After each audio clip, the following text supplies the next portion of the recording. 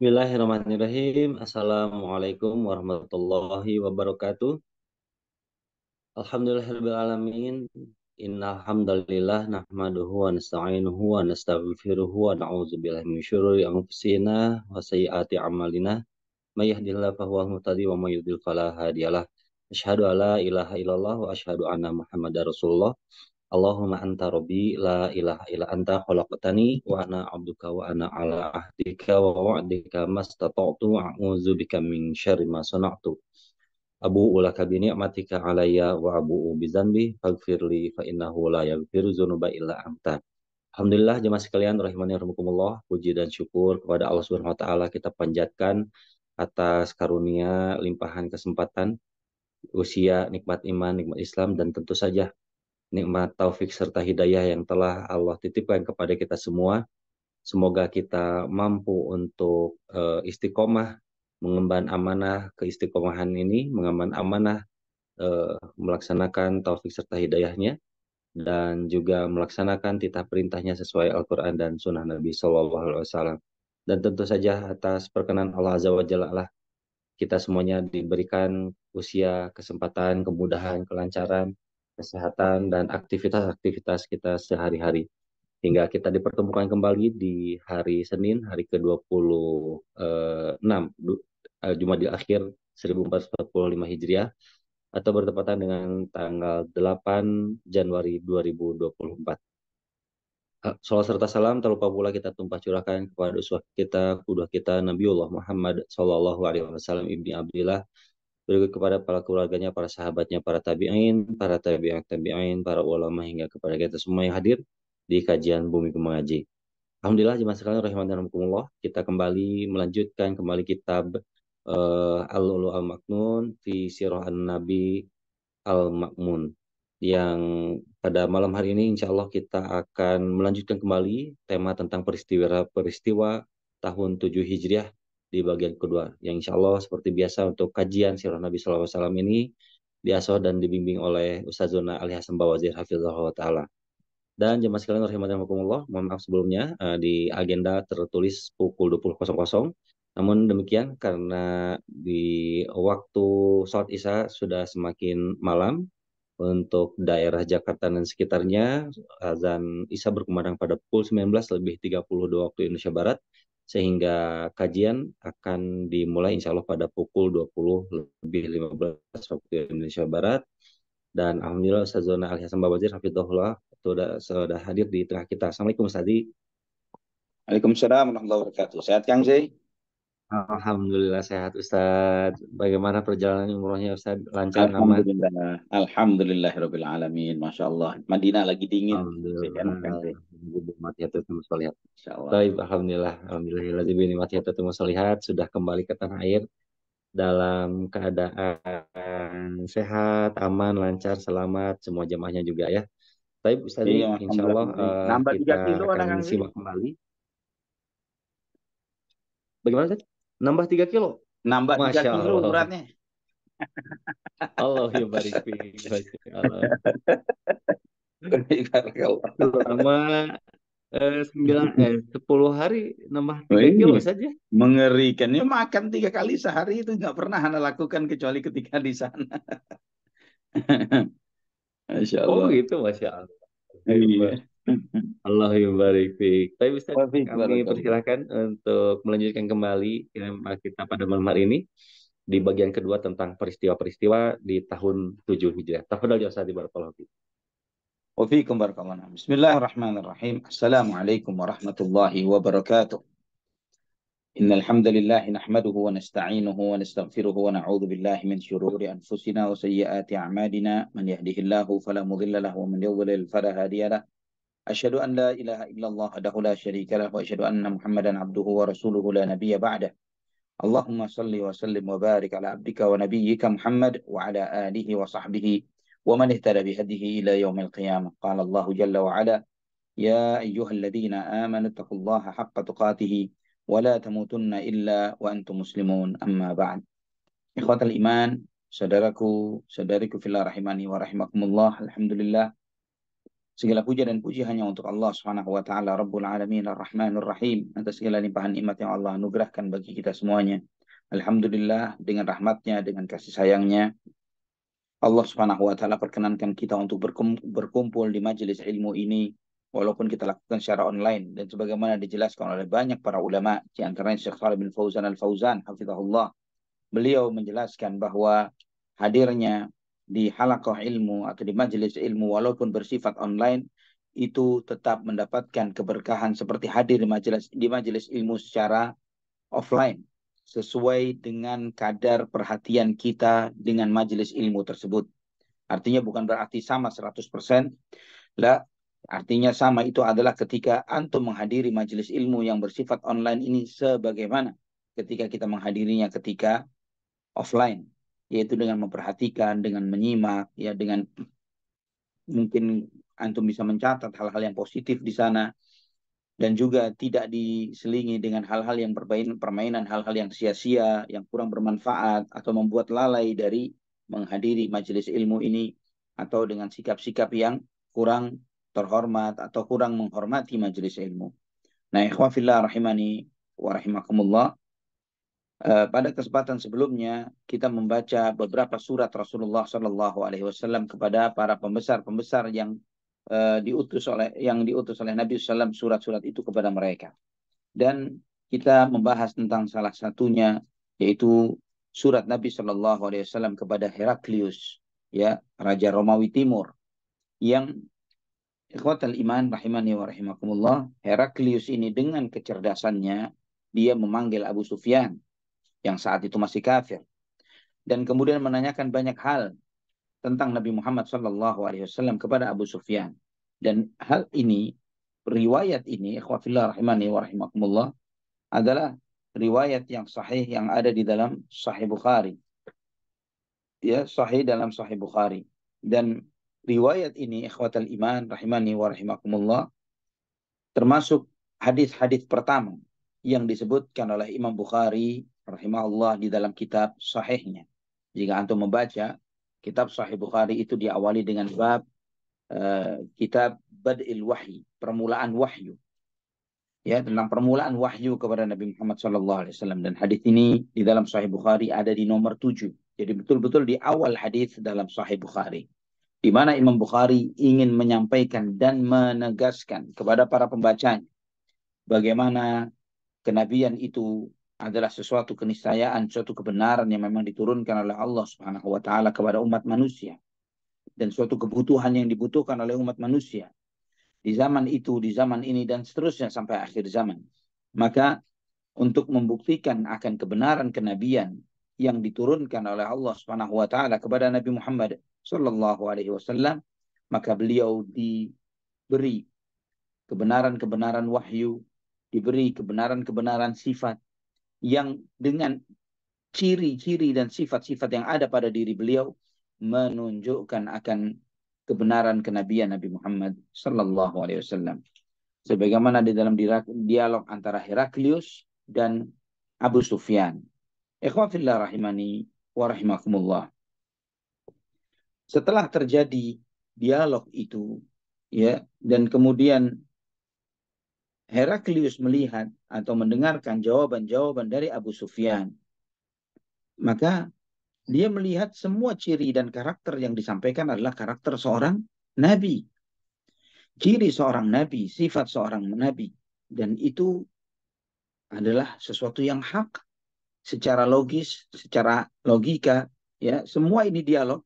Antum tahu posisi Abu Sufyan pada saat itu bukanlah posisi seorang ustadz yang ingin meyakinkan seorang Nasrani, Heraklius di situ, seorang ustadz yang meyakinkan seorang Nasrani dengan dialog-dialog kristologi.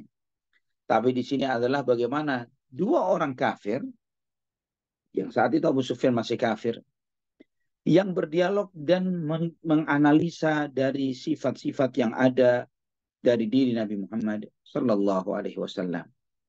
Dan ternyata ikhwatal iman rahimani wa rahimakumullah, dari apa yang dianalisa itu, Heraklius menyimpulkan bahwa benarlah ini adalah seorang nabi. Ya, itu adalah seorang nabi. Dan Ini ikhwafillah, kenabian Nabi Muhammad Sallallahu Alaihi Wasallam adalah hujjah terbesar akan kemahabenaran Allah Subhanahu Wa Taala kepada hambanya. Antum bertanya kepada orang-orang Nasrani, ya antum bertanya kepada orang-orang Yahudi, apa alasan terbesar mereka untuk menolak kebenaran Nabi Muhammad Sallallahu Alaihi Wasallam? Apa alasan mereka tidak mau beriman dengan Nabi Muhammad Sallallahu Alaihi Wasallam? Tanya. Mereka jika bisa menyampaikan suatu hujjah, suatu dalih, pembenaran untuk sikap mereka untuk tidak mengimani Nabi Muhammad SAW, maka dengan hujjah yang sama tersebut, antum bisa membatalkan keyakinan mereka kepada yang mereka yakini. Nah, dikatakan seorang Yahudi yang begitu sangat loyalnya dengan Nabi Musa alaihissalam misalnya, atau Nasrani yang sampai berlebihan dan hulu terhadap Nabiullah Isa alaihissalam. Antum tanyakan kepada mereka, kenapa kalian tidak beriman dengan Nabi Muhammad SAW? Sedangkan Nabi Muhammad SAW mengajak kita untuk beriman kepada Nabi Musa, kepada Nabi Isa, beriman kepada Taurat, beriman kepada Injil. Ya, kenapa kalian tidak beriman kepada Nabi Muhammad SAW? Bagaimana inklusifnya ajaran Islam dan bagaimana eksklusifnya ajaran mereka? Ikhwafillah rahimani wa rahimakumullah. Ini sesuatu yang di antara hujjah kebenaran. Kalau mereka tidak akan bisa berdalihkan atau beralasankan tentang sesuatu pun untuk menolak kebenaran Nabi Muhammad SAW. Apakah mereka menuduh beliau dengan perangai dan akhlak yang buruk? Ya, itu mereka akan sangat jauh dari menuduh yang seperti itu karena mereka tidak punya bukti kebenaran dan pembenaran untuk hal tersebut. Apa yang mereka ingin tuduhkan? Nabi Muhammad SAW berperang? Bagaimana dengan Nabiullah Daud dan Sulaiman?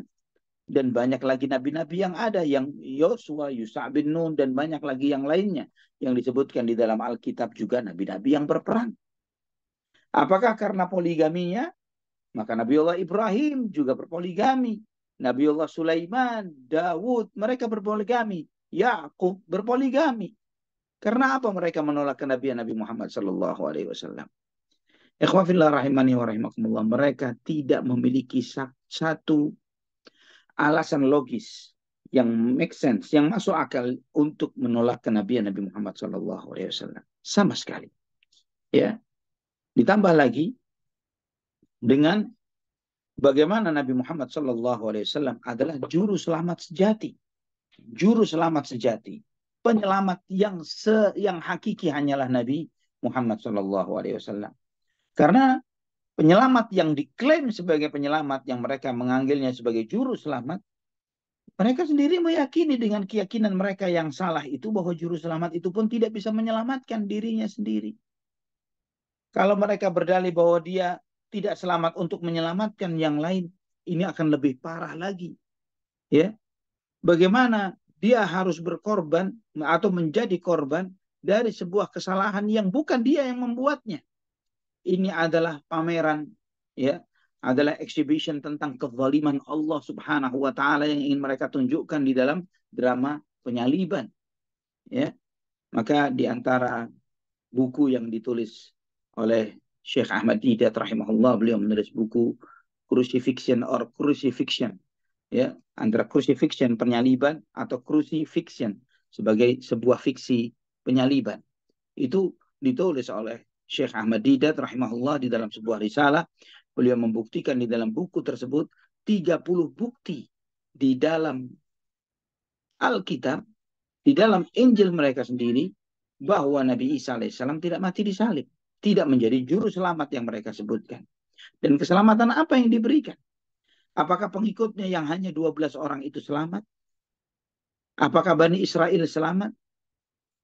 Nabi Musa alaihissalam memang menyelamatkan kaumnya dari Fir'aun dan bala tentaranya. Namun Nabi Musa alaihissalam dalam tanda kutip, ya, kita ingin membandingkan Nabi Muhammad SAW dengan Nabiullah Isa dan Nabiullah Musa. Nabi Musa masih memiliki track record yang terlihat untuk menyelamatkan Bani Israel dari penjajahan dan intimidasi Fir'aun. Namun dalam banyak hal, ketika Nabi Musa alaihissalam mengajak mereka untuk berjihad, mengajak mereka untuk beriman kepada Allah, malah mereka menjadikan anak sapi sebagai Tuhan. Mereka enggan untuk masuk ke Palestina. Mereka dan banyak lagi yang lainnya. Beda dengan Nabi Muhammad SAW yang menyelamatkan pengikutnya dari penjajahan dan intimidasi yang mereka alami ketika di Mekah. Secara zahir dan fisik mereka selamat. Secara akidah dan iman mereka diselamatkan. Secara kehormatan dan harga diri mereka ditinggikan dan dinaikkan. Dan seluruh aspek kehidupan yang membuat pengikut-pengikut Nabi Muhammad SAW, sahabat-sahabat setia beliau, menjadi manusia-manusia terhebat yang pernah hidup di muka bumi. Ikhwan fillah rahimani wa rahimakumullah. Heraklius setelah berdialog itu, beliau pun meminta penerjemahnya untuk membacakan isi surat yang dibawa oleh Dihyah Al-Kalbi radhiyallahu an. Kemudian di dalam surat itu disampaikan Bismillahirrahmanirrahim min Muhammadin Abdillahi wa rasulihi ila Hirqal azimir Rum. Salamun ala man ittaba'al huda. Amma ba'du fa inni ad'uka bidi'ayatil Islam. Aslim taslam yu'tika Allahu ajraka marratain. Fa in tawallaita fa inna alayka ithmal irisiyin. وقل يا أهل الكتاب تعالوا إلى كلمة سواء بيننا وبينكم ألا نعبد إلا الله ولا نشرك به شيئا ولا يتخذ بعضنا بعضا أربابا من دون الله فإن تولوا فقولوا اشهدوا بأننا مسلمون. Dengan nama Allah Subhanahu wa taala yang Maha Pengasih dan Maha Penyayang, dari Muhammad hamba Allah dan utusannya kepada Heraklius pembesar Romawi, keselamatanlah bagi yang mengikuti petunjuk. Adapun sesudahnya, sesungguhnya aku mengajakmu dengan seruan Islam. Masuk Islamlah, niscaya kamu akan selamat. Dan Allah akan memberikan kepadamu 2 kali pahala. Namun jika kamu enggan, maka engkau akan menanggung dosa semua rakyatmu, para petani, para nelayan, dan yang lain sebagainya. Kemudian Nabi SAW mengutip firman Allah di surat Ali Imran ayat 64. Katakanlah wahai ahlul kitab, marilah kita kepada kesepakatan yang sama, perkataan yang benar antara kami dan kalian. Yaitu janganlah kita beribadah kecuali hanya Allah. Dan janganlah kita menyekutukannya dengan sesuatu apapun. Dan janganlah menjadikan sebagian kita menjadi Tuhan-Tuhan bagi sebagian yang lainnya selain Allah Subhanahu wa taala. Namun dan jika kalian enggan, saksikanlah sesungguhnya kami adalah orang-orang muslim. Ketika dibacakan surat ini kepada Heraklius, Heraklius bergetar. Ya, gemetaran dia. Terlihat pengaruhnya dalam atau di wajah dan sikap gestur tubuhnya Heraklius. Sampai Abu Sufyan melihat hal itu, ya, selesai membaca apa yang dibacakan, terjadi kegaduhan di sekitar Heraklius. Banyak suara meninggi. Kami pun dikeluarkan. Ya, kami pun dikeluarkan. Dan aku berkata, kata Abu Sufyan, kepada teman-temanku, kepada sahabat-sahabatku, bahwa pengaruhnya Abu Kabsyah ini telah menguat. Ya, Abu Kabsyah yang dimaksud adalah Rasulullah SAW. Ya, yang dimaksud dengan Abu Kabsyah adalah ya, pengaruh dari anaknya Abu Kabsyah. Abu Kabsyah ini adalah suaminya Halimatus Sa'diyah. Ya, pengaruh dari anak Abu Kabsyah ini telah mulai menguat, kata Abu Sufyan. Sehingga dia sampai membuat takut bangsa Barat. Ya, orang Romawi ketakutan dengan suratnya. Dan di saat itulah aku mulai merasa keyakinan. Ya, mulai merasa munculnya keyakinan di dalam hatiku akan kebenaran dinul Islam. Kemudian Heraklius menuju ke Hems. Ya, salah satu kota di Damaskus di Suriah. Dan dia pun mengumpulkan para uskup-uskupnya di tempat tertutup, dan kemudian dia memanggil mereka semuanya, menutup pintu itu dan mengunci pintu salah satu tempat ruangan pertemuan seperti itu. Dan kemudian Heraklius menyampaikan kepada uskup-uskupnya, wahai bangsa Romawi, apakah kalian merasa bahwa kalian akan diberikan kemenangan dengan mengikuti Nabi yang mulia ini? Maka terjadi kegaduhan yang luar biasa. Bahkan mereka pun lari meninggalkan tempat pertemuan itu. Dan mereka baru menyadari ternyata pintunya, semua pintu hall itu telah tertutup. Ketika Heraklius melihat bahwa pengikutnya, terutama para uskup itu enggan untuk menerima agama Islam, maka dia pun mengkhawatirkan kekuasaannya. Dan kemudian dia pun berkata kepada followernya ini, kepada pengikutnya, para uskup-uskup tersebut, kalian kembali kemari. Sesungguhnya aku mengucapkan kalimatku tadi untuk mengajak beriman kepada Nabi ini adalah untuk menguji kekuatan agama kalian. Dan ketika saya melihat kalian begitu teguhnya memegang agama ini, maka aku berterima kasih, kata dia. Ya, maka mereka pun sujud kepada Heraklius dan menerima apa yang disampaikan. Ikhwatal iman rahimani wa rahimakumullah. Dan Heraklius ini memuliakan utusan kaum muslimin, yaitu Dihya. Ya, dan dia mengatakan kepada Dihya, aku ini muslim. Ya, dan itu disebutkan dalam Ibnu Hibban dalam sahihnya dengan sanad yang sahih dari Anas bin Malik. Heraklius berkata kepada utusan Rasulullah sallallahu alaihi wasallam dengan mengatakan, apakah engkau tidak perhatikan aku mengkhawatirkan kekuasaanku? Maka dia pun mengirim tulisan kepada Rasulullah SAW menunjukkan bahwa dirinya adalah seorang muslim dan memberikan beberapa dinar emas kepada Nabi SAW. Maka ketika Nabi SAW disampaikan kepada beliau isi suratnya, Nabi SAW bersabda, kadzaba aduwullahi laisa bimuslimin wa huwa 'ala nasraniyah. Musuh Allah telah berkata bohong. Dia bukan seorang muslim. Dia masih berada di atas agama Kristennya. Ya, dan Nabi SAW membagi dinar yang dibawa oleh Dihya. Di sini ikhwah fillah rahimani wa rahimakumullah menunjukkan kepada kita bahwa pengakuan keislaman dan keimanan itu tidak cukup hanya dengan statement saja. Ya, tidak cukup dengan pengakuan di dalam hati saja. Karena jika klaim pengakuan itu diterima begitu saja, maka otomatis Heraklius adalah seorang muslim. Terlebih dia menyampaikan hal itu kepada salah seorang sahabat Nabi SAW, yaitu Dihya Al-Kalbi radhiyallahu an, yang merupakan utusan Rasulullah SAW. Ikhwatal iman. Dan bahkan Al-Hafidh Ibnu Hajar menyampaikan bahwa di antara penguat yang membuktikan, dalil penguat yang membuktikan bahwa Heraklius tetap di atas agamanya dan lebih mengedepankan kekuasaannya ketimbang iman, yaitu peperangan yang terjadi antara tentaranya nantinya Romawi dengan kaum muslimin pada peristiwa perang Mu'tah, ya, nanti pada tahun ke-8 Hijriyah. Kemudian ikhwatal iman, Nabi SAW mengirim utusannya kepada Kisra. Kisra ini adalah pembesar Persia. Pembesar Persia, dia adalah Kisra. Ikhwatal iman rahimani wa rahimakumullah. Dan Kisra ini gelar raja bagi raja-raja Persia. Adapun Kisra yang dimaksud dalam kisah ini adalah putra dari Barwiz Hurmuz ibn Anushwaran, ya, yang merupakan Kisra terbesar yang ada di zaman itu. Nabi SAW mengutus salah seorang sahabat yang bernama Abdullah bin Hudzafah As-Sahmi. Abdullah bin Hudzafah As-Sahmi radhiyallahu an, yang diutus oleh Nabi SAW untuk menghadapi Kisra Persia. Ikhwatal iman rahimani wa rahimakumullah.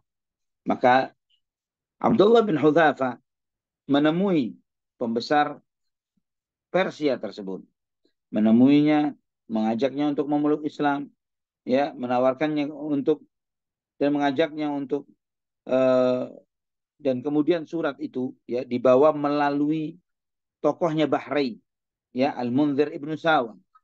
Dari situ dia yang mengantarkan kepada Kisra Persia. Apa isi suratnya? Tidak jauh berbeda dengan isi surat sebelumnya. Ya, Nabi SAW bersabda, Bismillahirrahmanirrahim. Min Muhammadin Rasulillahi ila Kisra azimi Faris. Salamun ala man ittaba'al huda wa amana billahi wa rasulih wa syahida an la ilaha illallah wahdahu la syarika lah wa anna Muhammadan abduhu wa rasuluhu wa ad'uka bidi'ayatil Islam fa inni rasulullah ila an-nasi kafatan liunzira man kana hayya wa yahiqqal qawlu 'ala al-kafirin fa aslim taslam fa in abaita fa inna itsmal majusi 'alaika. Dengan nama Allah Subhanahu wa taala Maha Pengasih dan Maha Penyayang. Dari Muhammad utusan Allah kepada Kisra, pembesar Persia. Keselamatanlah bagi yang mengikuti petunjuk dan beriman kepada Allah dan Rasulnya, dan bersaksi bahwa tidak ada yang berhak disembah kecuali Allah, dialah satu-satunya dan tiada sekutu baginya, dan bersaksi bahwa Muhammad adalah hamba dan utusannya, dan aku mengajakmu dengan seruan Islam, dan sesungguhnya aku adalah utusan Allah untuk seluruh umat manusia, yaitu mereka yang hidup hatinya, dan untuk menegaskan perkataan bagi orang-orang kafir. Maka Islamlah, niscaya kamu akan selamat. Jika kamu tidak mau, maka kamu akan menanggung dosanya orang-orang Majusi. Ikhwatal iman, rahimani wa rahimakumullah. Beda dengan Heraklius, beda dengan Kisra. Ketika Kisra membaca surat Nabi Muhammad sallallahu alaihi wasallam, dia merobek-robeknya. Ya, Kisra merobek-robek kekuasaan itu. Dan dia mengatakan, yaktubu ilayya hadza wa huwa abdi. Dia menulis kepadaku seperti ini sedangkan dia adalah hambaku. Kisra mengklaim bahwa Arab itu di bawah kekuasaan dirinya. Dia adalah budakku dan hambaku. Dia menulis surat kepadaku yang seperti ini. Dan Nabi Shallallahu Alaihi Wasallam setelah sampai kepada beliau berita bahwa Kisra merobek-robek surat beliau Shallallahu Alaihi Wasallam, maka Nabi Shallallahu Alaihi Wasallam mendoakan mereka, semoga Allah Subhanahu Wa Taala merobek-robek mereka. Ya, semoga Allah merobek-robek mereka. Ikhwatal iman rahimani wa rahimakumullah. Maka Kisra pun mengirim surat kepada Badan yang merupakan kaki tangannya dia di negeri Yaman. Dan dia menyampaikan kepada kaki tangannya ini, kirimkan 2 orang yang paling kuat untuk menjemput orang ini, nabi palsu ini. Menurut dia adalah nabi palsu, Nabi Muhammad SAW. Ya, Kisra tidak percaya dengan itu. Dia mengutus 2 orang yang paling kuat untuk menemui Nabi Muhammad SAW di Hijaz, ya, di tanah Arab, di kota Madinah, dan bawa dia kemari. Ya, ini Kisra mintanya Nabi Muhammad SAW ditangkap kepadanya. Maka Badan yang merupakan kaki tangan dari Kisra mengirimkan 2 orang. Ya, mengirimkan 2 orang untuk menjemput Nabi Muhammad SAW. Dan bersama 2 orang itu mereka membawa surat. Mereka sampai di kota Madinah. Mereka menemui Nabi Muhammad SAW, 2 orang ini. Dan ikhwatal iman rahimani wa rahimakumullah. Setelah itu suratnya Badan diantarkan kepada Nabi Muhammad SAW, yang isinya adalah surat penangkapan untuk Nabi Muhammad SAW. Itu maunya Kisra, ya, melalui kaki tangan yang bernama Badan. Nabi SAW sampai kepada beliau berita itu, ya, surat yang dibawa. Nabi SAW tersenyum dan mengajak 2 utusan yang datang itu untuk memeluk dinul Islam. Kemudian Nabi SAW bersabda, irji'a anni yaumakuma hadha hatta ta'tiyani al-ghad fa ukhbirukuma bima urid. Ya, Nabi SAW menyampaikan kepada 2 utusan yang menjemput beliau itu, pulang saja dulu kalian hari ini, besok balik lagi. Nanti saya akan menyampaikan apa sikapku terhadap penjemputan kalian ini.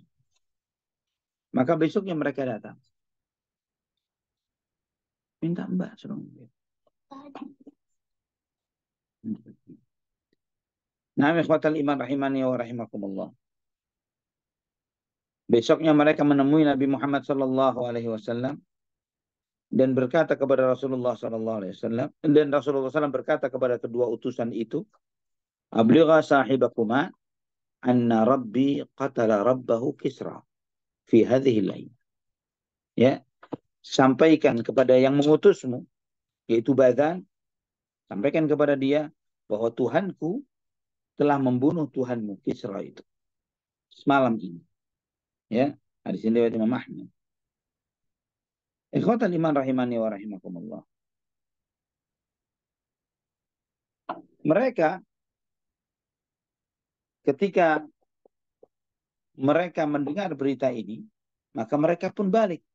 Ya, Badan itu berada di negeri Syam. Ya, maka dua orang itu balik ke negeri Syam. Dan kemudian di saat yang bersamaan, dia mengutus utusannya untuk mencari tahu ya kebenaran berita yang dibawa oleh Nabi Muhammad SAW. Dan ternyata putranya Kisra yang bernama Shirawayh membunuh ayahnya. Ya, membunuh ayahnya. Malam tersebut sebagaimana disabdakan oleh Nabi Shallallahu Alaihi Wasallam. Maka di saat itu Badan ketika mendengarkan informasi ini dia masuk Islam dan semua pengikutnya masuk Islam dari kalangan orang-orang Persia yang berada di negeri Yaman.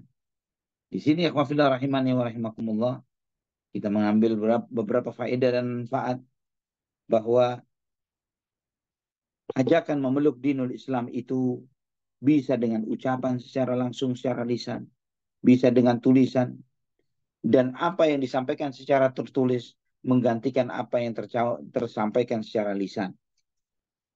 Dan juga bagaimana di dalam riwayat-riwayat ini menyebutkan bagaimana seorang muslim hendaknya memberi petunjuk, ya, mengarahkan orang-orang kafir, bukan malah memfollow mereka, mengikuti mereka, tapi bagaimana mengarahkan mereka untuk menjadi seorang muslim. Dan juga ikhwatal iman rahimani wa rahimakumullah, di antara hal yang berlaku pada saat itu adalah tidak membunuh utusan. Ya, utusan itu memiliki otoritasnya, dihormati dan dijaga. Oleh karena itulah Kisra ketika marah, dia tidak mengapa-apakan utusan itu. Ya, malah dia merobek-robek surat yang dibawa oleh sang utusan kepada Kisra. Ikhwatal iman rahimani wa rahimakumullah. Ini di antara faedah yang disebutkan oleh Hafidh. Dan ikhwatal iman rahimani wa rahimakumullah. Dan ternyata Allah Subhanahu wa taala telah menyampaikan hal itu. Ya, Allah menyampaikan kepada Rasulullah SAW dan Nabi SAW telah menyampaikan ini. Ya, akan kemenangan kaum muslimin, ya, atau kemenangan Romawi atas Persia. Allah Subhanahu wa taala benar-benar meruntuhkan kekuasaan Persia terutama di masa Umar Ibn al-Khattab radhiyallahu anhu. Ya, di masa Umar itu dikuasai oleh kaum muslimin. Ya, Persia, dan kemudian harta kekuasaannya dimiliki oleh umat Islam dan dibagi-bagi untuk jihad fi sabilillah. Sebagaimana dalam Sahih Bukhari dan Muslim dari hadits Abu Hurairah radhiyallahu an, Nabi sallallahu alaihi wasallam menegaskan, "Idza halaka Kisra fala Kisra ba'dahu, wa idza halaka Qaisar fala Qaisara ba'dahu, walladzi nafsi biyadihi la taftahunna kunuzahum fi sabilillah." Tidaklah Kisra itu binasa. Ketika Kisra binasa, maka tidak ada lagi Kisra sesudahnya. Ketika Kaisar binasa, maka tidak ada lagi Kaisar sesudahnya. Ya, dan ikhwatan iman, demi Allah kata Nabi, yang jiwaku berada di tangannya, kalian akan memanfaatkan kekuasaan mereka untuk jihad di jalan Allah Subhanahu wa taala. Dan ini terrealisasi dengan benar di masa Umar Ibn al-Khattab radhiyallahu anhu. Ikhwatan iman rahimani wa rahimakumullah. Banyak sekali riwayat yang disebutkan oleh Nabi Shallallahu Alaihi Wasallam akan penguasaan umat Islam atas Kisra Persia. Ya, dan ikhwafillah rahimani wa rahimakumullah, di antara riwayat-riwayat di dalam Musnad Imam Ahmad terkait dengan dua utusan yang datang menemui Nabi Muhammad Shallallahu Alaihi Wasallam. Dua utusan itu tidak punya janggut. Ada janggutnya dicukur dan memelihara kumisnya. Kemudian Nabi SAW bertanya ketika melihat orang-orang itu dengan mencukur janggutnya dan memelihara kumisnya, Nabi mengucapkan, "A'udzubillah, aku berlindung kepada Allah. Siapa yang memerintahkan kamu dengan model seperti ini?" Maka Orang-orang itu Persia ini mengatakan, Rabbi, yang memerintahkan kepadaku adalah Tuanku atau Tuhanku. Ya. Dan Nabi SAW menyampaikan, adapun kami diperintahkan oleh Tuhan kami untuk memelihara janggut dan mencokok dan memotong kumis. Ikhwatal iman rahimani wa rahimakumullah. Selanjutnya tulisan surat Nabi Muhammad SAW kepada Muqawqis. Ya, Muqawqis ini Raja Alexandria. Ya, Raja Alexandria. Yang diutus oleh Nabi SAW adalah seorang sahabat yang bernama Hatib bin Abi Balta'ah radhiyallahu anhu untuk menghadap kepada Muqawqis ini tadi. Ya, penguasa Alexandria. Yang bernama Muqawqis ini juga gelar yang bernama Juraij bin Mina untuk memeluk dinul Islam. Ya, Nabi SAW mengirim surat kepadanya mengajaknya untuk memeluk dinul Islam. Di dalam suratnya disebutkan, Bismillahirrahmanirrahim. Min Muhammadin abdillahi wa rasulih ila al-Muqawqis azimil qibd. Salamun ala man ittaba'al huda. Amma ba'd fa inni ad'uka bidi'ayatil Islam. Aslim taslam wa aslim yu'tika Allahu ajraka marratain. فإن توليت فإن عليك إثم القبط قل يا أهل الكتاب تعالوا إلى كلمة سواء بيننا وبينكم ألا نعبد إلا الله ولا نشرك به شيئا ولا يتخذ بعضنا بعضا أربابا من دون الله فإن تولوا فقولوا اشهدوا بأننا مسلمون. Ya, dengan nama Allah yang Maha Pengasih dan Maha Penyayang, dari Muhammad hamba dan utusan Allah kepada Muqawqis pembesar Romawi, keselamatan bagi yang mengikuti petunjuk. Adapun sesudahnya sesungguhnya aku mengajakmu dengan seruan Islam. Masuk Islamlah niscaya kamu akan selamat. Masuk Islamlah niscaya kamu akan mendapatkan pahala 2 kali. Dan jika kalian tidak mau, ya, maka kamu akan menanggung dosanya orang-orang Mesir. Itsmul Qibt, dosanya orang-orang Qibti, orang-orang Mesir. Allah berfirman, "Qul ya ahlal kitab, ta'alau ila kalimatin sawain bainana wa bainakum." Katakanlah wahai ahlul kitab, marilah kita kepada kalimat yang benar antara kami dan kalian, yaitu tidak menyembah Allah saja, tidak menyembah kecuali hanya kepada Allah saja. Dialah satu-satunya dan dia ada sekutu baginya. Ya. Dan janganlah kita menjadikan sebagian kita sebagai Tuhan-Tuhan yang disembah selain Allah Subhanahu wa taala. Dan jika kalian enggan, maka saksikanlah sesungguhnya kami adalah muslim. Ikhwatal iman. Setelah Muqawqis membaca surat ini, ya, pembesar Al-Iskandaria atau Alexandria, Mesir, dia membaca surat ini, dia cium surat tersebut, dan dia memuliakan Hatib bin Abi Balta'ah, utusan ini. Dia hormati dengan baik, dan dikumpulkan lagi dengan mengumpulkan uskup Alexandria. Dan kemudian Muqawqis mengatakan, aku ingin menyampaikan menyampaikan kepadamu dengan suatu ucapan, dan aku ingin kamu memahaminya. Kemudian Hatib menyampaikan, silahkan bicara. Kemudian dia ditanya, akhbirni an sahibika alaysa huwa nabi. Sampaikan kepadaku, benar nggak dia katanya nabi? Maka dijawab oleh Hatib bin Abi Balta'ah, bala huwa Rasulullah sallallahu alaihi wasallam. Benar, dia memang utusan Allah Subhanahu wa taala. Kemudian ditanya lagi, famalahu haitsu kana hakadha wa lam yad'u ala qaumihi haitsu akhrajuhu min baladihi ila ghairiha. Kenapa dia dengan kondisi yang seperti ini, dia tidak mendakwahi kaumnya yang telah mengusirnya, ya, yang telah mengusirnya dari tempat tinggalnya. Harusnya dia dakwah ke sana sebelum ke sini. Ya, secara logika manusia seringkali hal ini dijadikan hujah untuk tidak mau diperbaiki oleh orang lain. Maka ikhwafillah, dijawab oleh Hatib bin Abi Balta'ah, bukankah engkau bersaksi bahwa Isa adalah utusan Allah Subhanahu wa taala? Ya. Kemudian kenapa ketika Nabi Isa alaihissalam ingin ditangkap oleh kaumnya dan ingin membunuhnya, Nabi Isa alaihissalam tidak mendoakan kebinasaan untuk kaumnya? Ya. Bahkan Allah mengangkatnya ke langit dunia. Maka Muqawqis mendengar jawaban itu, dia mengatakan, engkau hakim, engkau orang yang bijak di sisi orang yang bijak. Dan kemudian Muqawqis pun menulis surat untuk Nabi Muhammad SAW. Ya, dan dititipkan melalui Hatib bin Abi Balta'ah. Di dalam surat itu disebutkan bahwa di dalam suratnya Muqawqis, dia menyebutkan, saya telah membaca surat dan aku memahami maksudnya, ya, di dalam surat tersebut. Dan apa yang menjadi dakwahmu. Dan aku meyakini sesungguhnya akan ada seorang nabi yang akan muncul. Dan aku mengira bahwa dia akan muncul dari negeri Syam. Dan kemudian aku telah bersikap baik kepada utusanmu. Dan bersama ini aku memberikan hadiah kepadamu 2 orang budak, ya, yang memiliki penghormatan yang luar biasa di kalangan bangsa Mesir.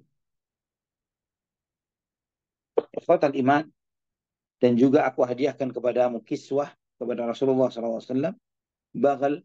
Ya, bagal ini bagal salah satu kendaraan, ya, seperti keledai atau perpaduan antara keledai dan kuda. Dan dia pun menyebutkan nama bagalnya itu. Ikhwatal iman rahimani wa rahimakumullah.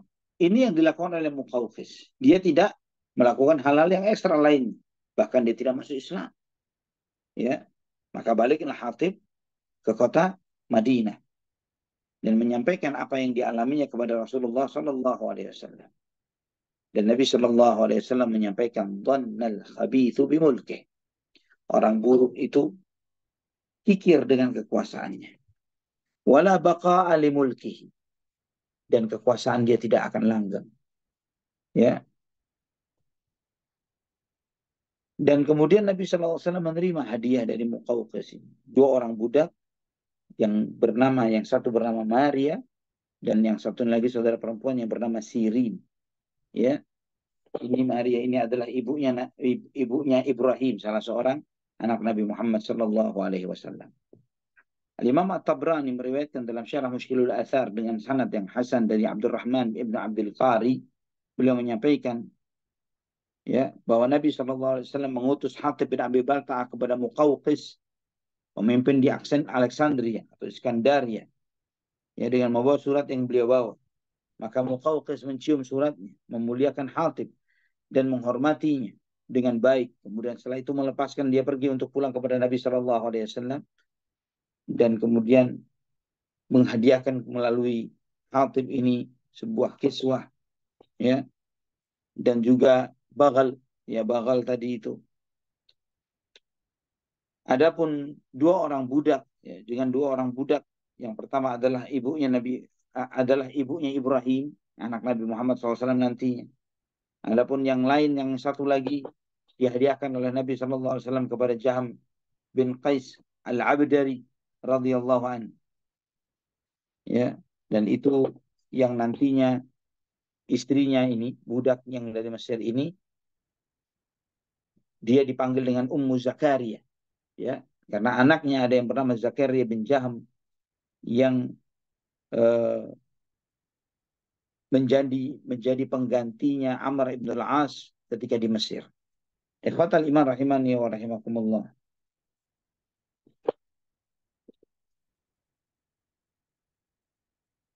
Ini tentang hadiah yang diberikan oleh Muqawqis kepada Nabi Muhammad SAW. Dan ikhwafillah, Nabi SAW telah menyampaikan bahwa umat Islam akan menguasai negeri Mesir. Menguasai Mesir.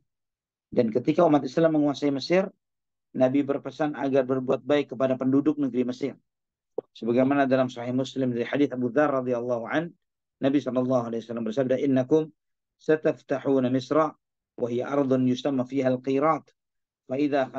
فإذا فتحتموها فأحسنوا إلى أهلها فإن لهم ذمة ورحمة."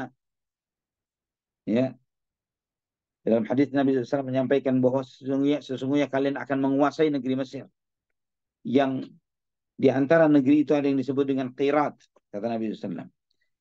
Maka jika kalian menguasai negeri tersebut, bersikap baiklah kepada penduduknya, karena memang mereka memiliki hubungan kekerabatan, ya, memiliki hak perlindungan dan hubungan kekerabatan. Dijelaskan oleh para ulama, ikhwatal iman rahimani wa rahimakumullah, bahwa apa yang disampaikan oleh Nabi Shallallahu Alaihi Wasallam, fa inna lakum zimmatan wa rahimah, kalian memiliki hak perlindungan dan rahim, itu dijelaskan oleh para ulama bahwa Hajar, ya, ibunya Nabi Ismail alaihissalam, itu diantara nenek moyangnya Nabi Muhammad Sallallahu Alaihi Wasallam. Ya, adapun yang dimaksud dengan zimmah atau perlindungan itu penjagaan dari dibebani suatu syariat tertentu adalah karena lahirnya Ibrahim putra Nabi Muhammad SAW dari budak yang bernama Maria Al-Qibtiyah atau Maria dari Qibti, jadi Mesir. Ikhwatan iman rahimani wa rahimakumullah. Bahkan dengan sanadnya Imam At-Tabrani dengan sanad yang sahih dari Ummu Salamah radhiyallahu anha, Nabi sallallahu alaihi wasallam bersabda, "Ausa," Nabi berpesan, ya, ketika menjelang wafatnya, Allah Allah fi qibti Misra fa innakum satadharuna alaihim wa yakununa lakum uddatan wa awanan fi sabilillah. Perhatikanlah saudara-saudara kalian, ya, jagalah nama Allah dan hormatilah saudara kalian orang-orang Mesir itu, karena kalian akan menguasai mereka dan mereka ini akan memiliki persiapan dan pertolongan di dalam membela agama Allah Subhanahu wa taala. Ikhwafillah rahimani wa rahimakumullah. Kemudian juga surat Nabi Muhammad sallallahu alaihi wasallam kepada pembesar Damaskus, Suriah, ya, Al-Harith ibnu Abi Shimr, yang diutus oleh Nabi sallallahu alaihi wasallam seorang sahabat yang bernama Syuja' bin Wahab Al-Asadi. Syuja' bin Wahab, ya, untuk menemui Al-Harith ibnu Abi Shimr yang dikenal dengan Raja Ghassan yang menguasai Damaskus. Dan isi suratnya seperti antum tahu bahwa seperti surat-surat yang lain mengajak untuk memeluk dinul Islam. Dan di dalam surat itu disebutkan Bismillahirrahmanirrahim.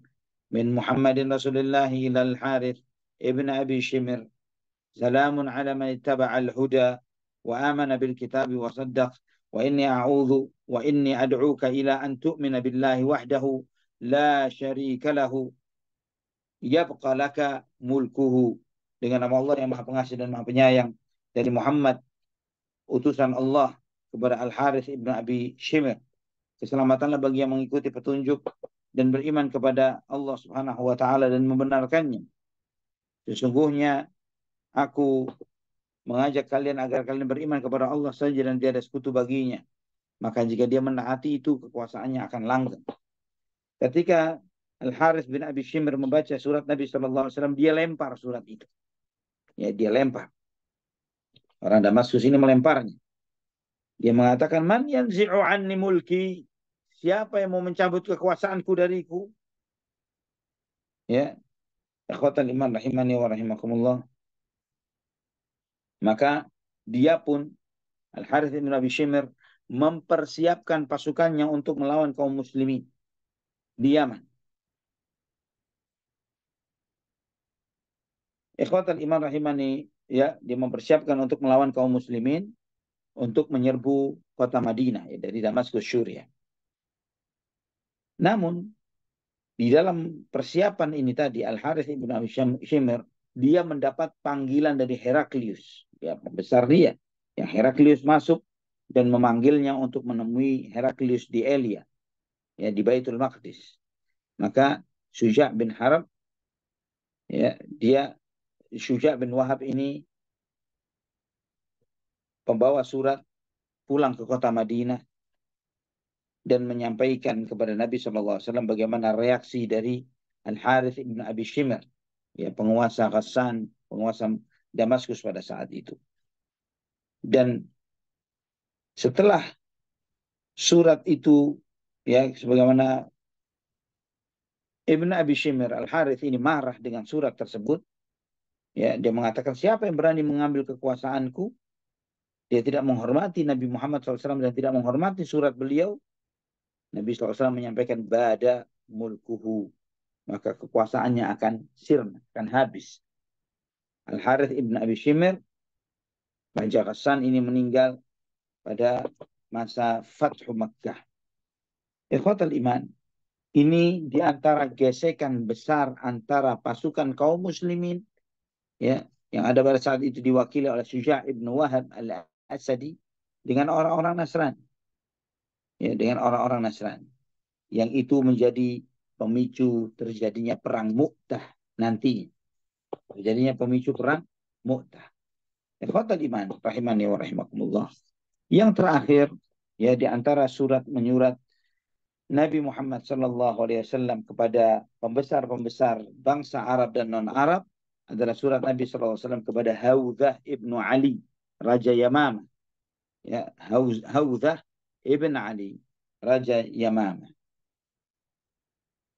Nabi SAW mengutus salah seorang sahabat yang bernama Salid bin Amr al-Amiri, ya, untuk menemui Hawzah ibn Ali al-Hanafi, penguasa Yamamah, untuk mengajaknya memeluk dinul Islam dan menulis surat dengan mengatakan Bismillahirrahmanirrahim min Muhammadin Rasulillahi sallallahu alaihi wasallam ila Hawzata ibn Ali salamun ala man ittaba'al huda wa'lam anna dini sayadhharu ila muntahal khuf wal hafir wa aslim taslam wa aj'alu laka ma tafta jadaik. Ikhwatan iman rahimani wa rahimakumullah. Nabi SAW menyampaikan dengan nama Allah yang Maha Pengasih dan Maha Penyayang dari Muhammad utusan Allah kepada Hawzah bin Ali. Keselamatanlah bagi yang mengikuti petunjuk. Dan ketahuilah bahwa agamaku akan menguasai puncak-puncak yang bisa dijangkau oleh onta. Ya. Dan juga yang bisa dijangkau oleh kuda. Maka masuk Islamlah, niscaya kamu akan selamat. Aku berikan kepadamu apa yang menjadi kekuasaanku. Ikhwatal iman, aj'al laka ma tahta yadaik. Jadi maksudnya Nabi SAW, ketika kamu masuk Islam, maka kekuasaanmu akan langgang untukmu. Ketika Salid ini sampai kepada Hawzah bin Ali dengan membawa surat Nabi SAW, maka dihormati sekali utusan Nabi SAW ini oleh Hawzah. Ya, dibacakan suratnya, Hawzah tidak menolak sama sekali utusan Nabi Muhammad, surat Nabi Muhammad SAW. Dan dia mengirim balasan kepada Nabi SAW dengan suratnya dengan mengatakan, begitu indahnya apa yang kamu seru, yang kamu ajak dan kamu seru aku kepadanya, dan begitu bagusnya. Dan aku adalah sastrawan dari kaumku,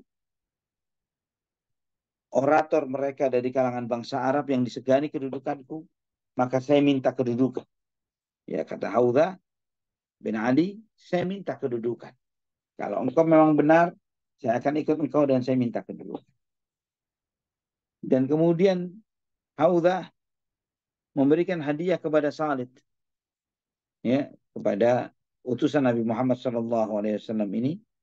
Salid diberi hadiah, ya, dan kemudian diberikan pakaian dari anyaman tradisional dari bangsa yang ada pada saat itu.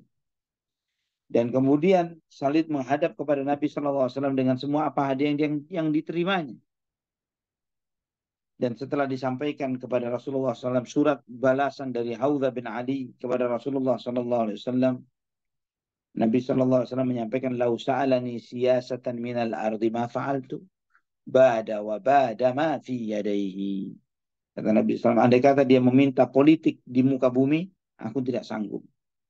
Ya, dia binasa dan binasa semua apa yang ada di tangannya.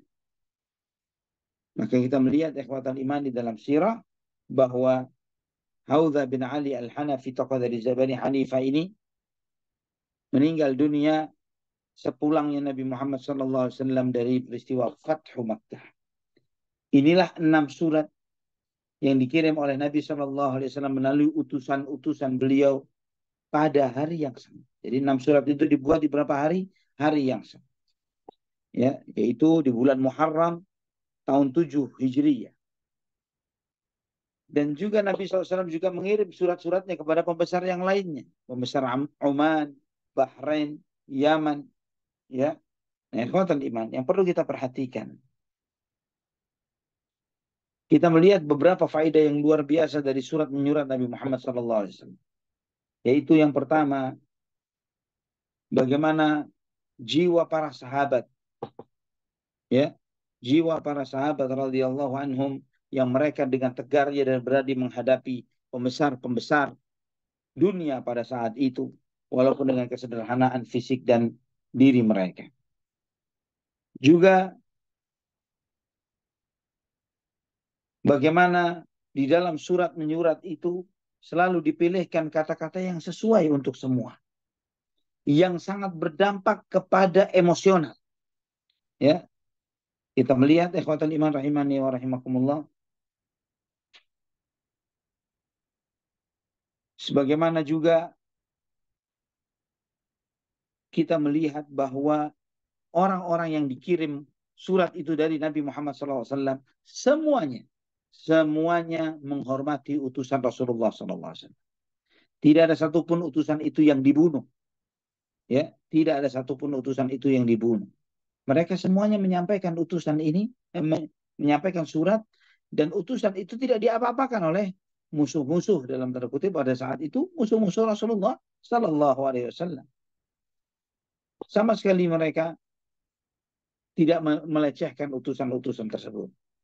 Dan ikhwatal iman rahimani wa rahimakumullah, para sahabat pun yang membawa surat-surat ini, mereka memiliki keyakinan yang kokoh terhadap dinul Islam. Maka dengan keyakinan kokoh itu dan dengan kecerdasan mereka, mereka bisa mematahkan argumen dan lawan-lawan yang argumen dari para lawannya di dalam berdialog ketika mereka menanyakan tentang kebenaran Nabi Muhammad SAW dan menegaskan tentang kebatilan agama mereka. Ikhwatal iman rahimani wa rahimakumullah. Ini suatu hal yang luar biasa di antara pelajaran peradaban dari bangsa jahili, bangsa awal-awal Islam, bagaimana bangsa Barat, ya, bahwa mereka, ya, dan semua utusan-utusan ini dari Ghassan, dari Kisra, Kaisar, semuanya mereka memuliakan utusan Nabi Muhammad SAW, dan mereka semuanya memperhatikan akan munculnya Nabi yang baru muncul ini tadi. Itu menjadi suatu concern yang luar biasa bagi mereka, sehingga mereka melakukan hal ini, yaitu dengan menghormati utusan Nabi Muhammad SAW, tidak diapa-apakan, walaupun dengan tuntutan yang menurut mereka begitu besar. Mereka harus mengorbankan kekuasaan mereka demi untuk mereka harus mempertahankan kekuasaan mereka dan mempertahankan kekuasaan dan mengorbankan dinul Islam. Ini yang ada di antara orang-orang yang menerima surat dari Nabi Muhammad SAW. Allahul musta'an, wala haula wala quwwata illa billah. Dan ikhwatal iman rahimani wa rahimakumullah, nanti pada pertemuan yang berikutnya kita akan melihat, ya, di antara riwayat, ya, bagaimana pengaruh orang-orang Yahudi terhadap Nabi Muhammad sallallahu alaihi wasallam. Nantinya, ya, di dalam peristiwa itu, ya, di dalam perjalanan pulang Nabi Shallallahu Alaihi Wasallam di bulan Dzulhijjah, ya, dan ketika memasuki bulan Muharram itu, di saat itulah ada seorang Yahudi yang berupaya untuk menyihir Nabi Muhammad Shallallahu Alaihi Wasallam. Yang itu nantinya insya Allah akan menjadi pembahasan kita, ya, ketika Rasulullah Shallallahu Alaihi Wasallam disihir oleh seorang Yahudi. Allah musta'an, wala haula wala quwwata illa billah. Sampai di sini ikhwafillah. Silahkan jika ada yang ditanyakan. Barakallahu fiikum. Baik, Masya Allah. Barakallahu fiik ya Ustazuna. Sangat menarik sekali cerita-cerita ataupun juga sejarah-sejarah bagaimana dakwah Nabi SAW pada orang-orang kafir, kemudian juga menarik untuk mengajak hijrah menjadi Islam. Dan ini pelajaran-pelajaran yang dapat kita ambil juga di kehidupan kita sehari-hari. Jemaah sekalian rahimakumullah, alhamdulillah kita sudah sampai ke sesi kedua, sesi tanya jawab. Bagi jemaah yang ingin bertanya, dipersilahkan untuk menyampaikan pertanyaannya melalui chat box di Zoom meeting ini, ataupun juga dengan mengklik tombol raise hand agar dapat pertanyaan dapat berinteraksi langsung dengan Ustazuna Ali Hasan Bawazir Hafizahullah. Baik, jemaah sekalian, kami persilahkan kita buka forum tanya jawab. Yang pertama ini ada pertanyaan dari Ukti Ei atau AL mungkin. Salam. Assalamualaikum. Pertanyaannya, Ustadz, pada Quran surat Ar-Rum ayat 3-4 di situ dikatakan bahwa saat perang bangsa Romawi dan Persia, dan ketika bangsa Romawi mengalami kekalahan, kaum muslimin merasa sedih, sementara musyrikin Makkah merasa gembira. Walau pada akhirnya Allah memenangkan bangsa Romawi beberapa tahun kemudian. Apakah persepsi saya benar ya Ustaz? Terlihat persepsi saya benar. Apakah persepsi saya benar? Terlihat kaum muslimin membela bangsa Romawi yang notabene kaum Nasoro atau agama Samawi. Lain halnya dengan bangsa Persia yang beragama Majusi alias penyembah berhala. Mohon pencerahannya Ustaz. Syukur jazakumullah khairan. Masya Allah. Nah, apa yang antum pikirkan itu benar terkait dengan bahwa apa yang menyebabkan sedihnya umat Islam atau sedihnya kaum muslimin dengan kekalahan bangsa Romawi adalah karena Romawi itu identik sebagai ahlul kitab atau yang menerima kitab suci. Yang mereka Romawi ini beriman dengan para nabi dan para rasul, sebagaimana kita beriman kepada nabi-nabi tersebut. Ya, itu yang membuat perasaan dekatnya umat Islam dengan bangsa Romawi pada saat itu. Dan seringkali memang, ya seringkali terjadi dialog antara kaum muslimin dengan orang-orang musyrikin Quraisy, ya, dan dialog itu ya musyrikin Quraisy merepresentasi bangsa atau orang-orang musyrik yang itu identik dengan atau serupa dengan orang-orang Persia, beda dengan orang-orang Romawi. Maka Kisra lah yang merasa dirinya sebagai tuannya Hijaz atau tuannya bangsa Arab. Karena dia mengira bahwa mayoritas yang ada di bangsa Arab itu identik dengan agamanya, yaitu agama syirik. Wallahu a'lam bishawab. Memang benar bahwa kesedihan itu terkait dengan hal tersebut, dan demikian pula adapun terkait dengan sebaliknya yang perlu Anda tegaskan tentang kemenangan atau kebahagiaan, wa yauma idzi yafrahul mu'minuna binasrillah, dan ketika di tahun kemenangan Romawi atas Persia nantinya, itu pada saat itu kaum mukmin akan bergembira dengan pertolongan Allah Subhanahu wa taala. Antum bisa membaca dalam beberapa peristiwa bahwa kegembiraan umat Islam itu bertepatan dengan kemenangan kaum muslimin di perang Badar. Allah a'lam bishawab. Baik, Masya Allah. Terima kasih atas penjelasannya Ustaz Adi. Untuk selanjutnya kami persilakan, masih ada waktu bagi jemaah yang ingin bertanya. Boleh pertanyaannya disampaikan melalui chat box ataupun juga mengklik tombol raise hand agar pertanyaannya dapat disampaikan langsung secara interaktif. Dari Umu Amr barangkali ada titipan pertanyaan dari jemaah di Amerika maupun juga di Kanada.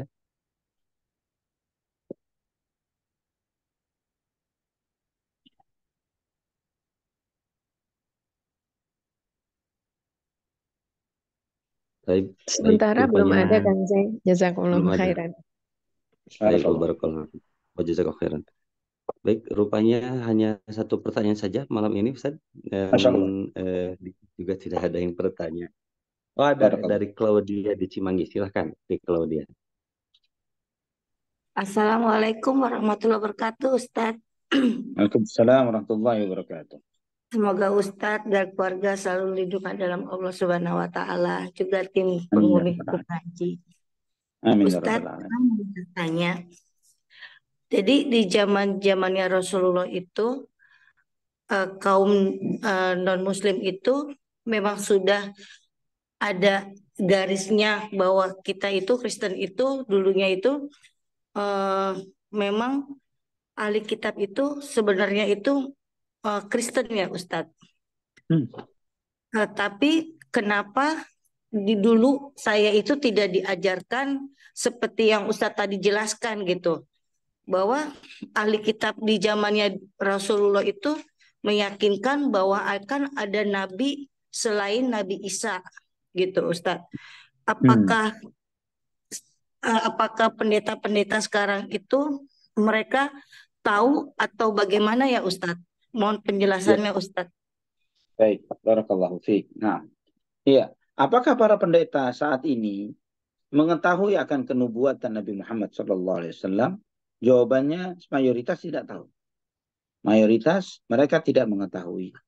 Ya, maka di dalam dialog-dialog teologis antara kaum muslimin dengan atau umat Islam atau para dai-nya umat Islam, ya, dengan tokoh-tokoh ahlul kitab, tokoh-tokoh Yahudi atau Nasrani di dalam dialog-dialog mereka, di situ eh, terlihat, ya, di sana terlihat bagaimana mereka sangat tidak memahami akan nubuat Nabi Muhammad SAW di dalam kitab suci mereka, ya, karena distorsi yang terjadi, perubahan-perubahan ajaran itu terus berjalan dan terus berlangsung di dalam ajaran agama Yahudi dan Nasrani, ya, di dalam Alkitab. Sederhananya begini, Ana tahu bahwa seluruh Nasrani meyakini bahwa sebelum Yesus lahir atau muncul, itu di dalam perjanjian lama, begitu banyak berita nubuat tentang Yesus sebelum adanya Yesus. Bahkan tidak sedikit dari mereka mengatakan ada 1.000 atau bahkan ribuan. Ya, mereka mengklaim seperti itu. Walaupun ketika kita minta satu hal saja, tanyakan kepada mereka-mereka yang mengklaim ini.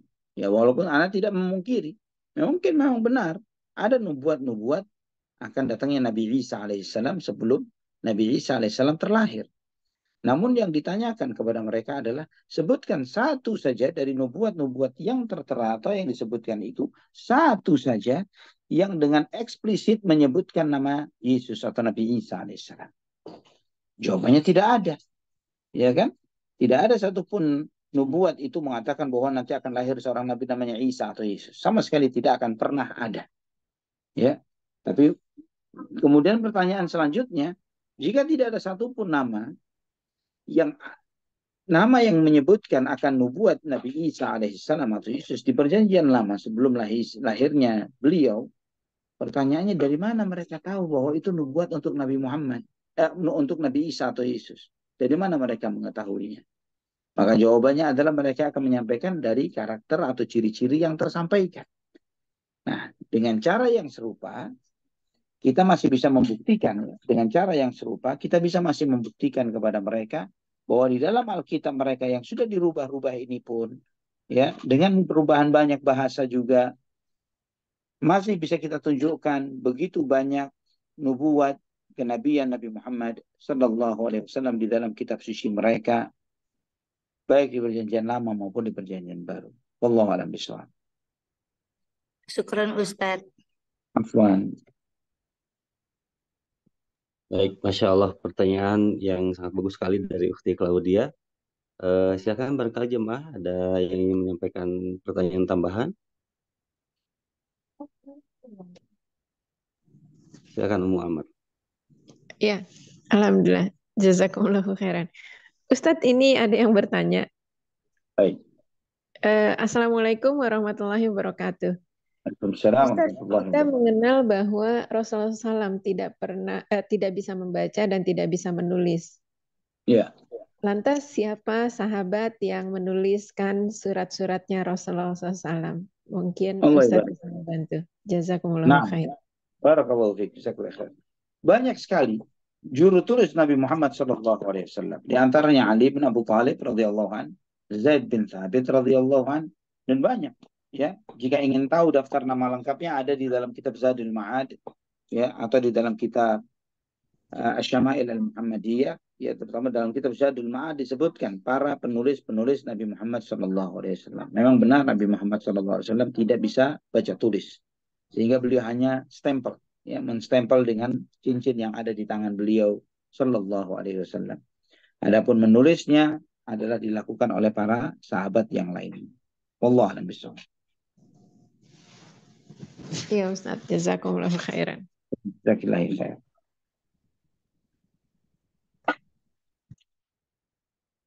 Masya Allah. Tumben Ummu Amr pertanyaannya satu. Masya Baik, Allah. Alhamdulillah. Rupanya itu mungkin ada 3 pertanyaan pada malam hari ini. Sekaligus juga mungkin pertanda akan akhirnya kajian pada malam hari ini. Selanjutnya kepada Ustaz Zona kami persilahkan untuk menyampaikan akhir kalam di pertemuan pada malam hari ini. Silakan Ustaz. Nah, barakallahu fikum. Ikhwan fillah rahimani wa rahimakumullah.